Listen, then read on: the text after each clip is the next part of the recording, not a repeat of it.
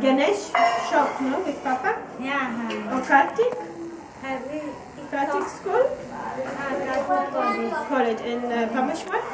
Commercial college. College. And Ganesh उधर suit Ganesh, Papa shop.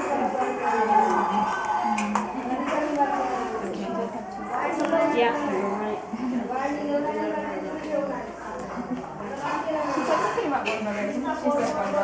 Basically, yeah, she's got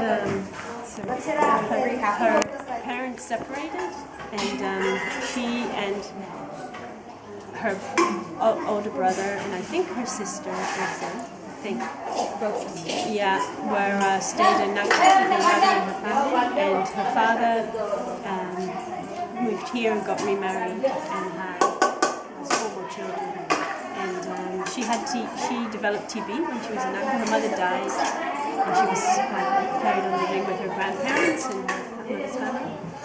And I think she was brought here for TB treatment, and she made a complete recovery and went back to Nagpur. And then when she was there, she got this arthritis that she now has, which Dr. Paul thinks is linked to the TB.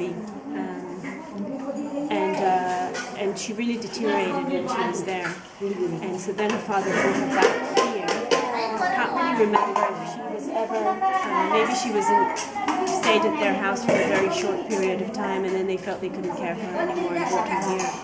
But they barely come and see her. So she's got a half-sister and 3 half-brothers. Dad and stepmother.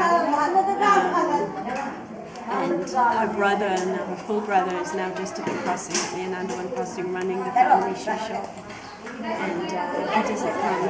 He's also married. His wife doesn't come. 2 years ago, when we first came, I met her, and I went to see her dad. She's a tough girl. And spoke to him, and then he slowly would started to come to visit. Like, literally just come and say hello and go, but it seems to kind of be coming on and off. And her sister used to go to the college just here, so also I went to see her, and she came a few times, but it doesn't seem to be lasting. So she's really her condition is deteriorating more and more because of lack of movement. All her limbs are getting more stiff and more painful. Life expectancy is? I have no idea. I mean, it's not, obviously the disease itself is not a killing disease. Yeah, it's just paralyzed. Yeah. I've never seen the arthritis in hands. Yeah.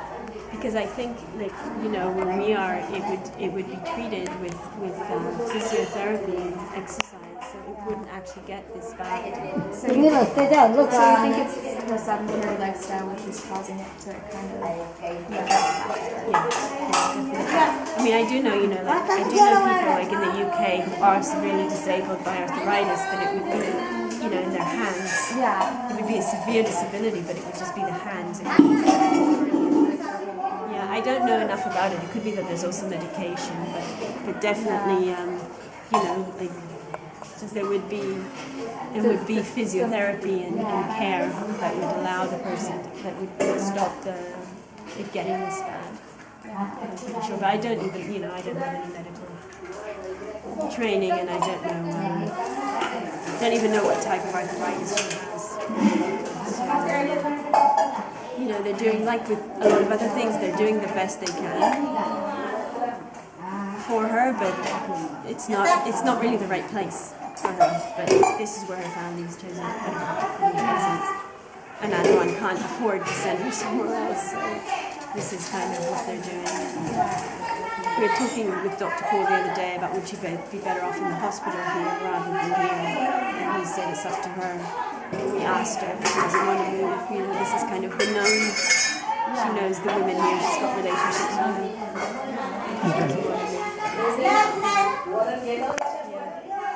But it's again just the meeting. I guess meeting suffering and meeting the the limits that we have as human beings. You know, we all have in ourselves and in our families things that we hide or that we can't deal with. And so, you know, also when her father, when I've had interactions with him, when he's come here to visit, it's like really important for me to stay in touch with compassion, you know, to really understand how difficult it is for the family to see Someone that they love. in so much pain and to feel so helpless about what they can do. They just rather put it out of their mind. Yeah. Is there a way to like improve her mobility so at least she's not bedridden? She has a wheelchair. Well, we use a wheelchair. We take her out in a wheelchair, and that's kind of like. And now it's interesting because some of the young people in the community have kind of started noticing, and they're saying, "Oh, you know, we like seeing Jouti. Like, but we only see her when you guys are here, and people take her to the chai shop, and so yeah." That feels like potentially like something could shift like in the mentality. You know how Baba Ante always used to speak about the big problem is the leprosy in the mind. Leprosy of the mind we all have. You know, we all have leprosy in the mind. We all have these places where we're really limited. So that's what we need to work on. Maybe we could get some of the local students to like come into the old age home and like help out, Yeah. take her out, things like that. Yeah, it would be great. It was interesting because this year Dave had a conversation with one of the young people in the community who said, "Oh, this is really great," you know, and he was saying, you know, he said in our culture, like, in the culture that he grew up in, which is this local culture here, I don't know how much it represents, and people only look out for their own families.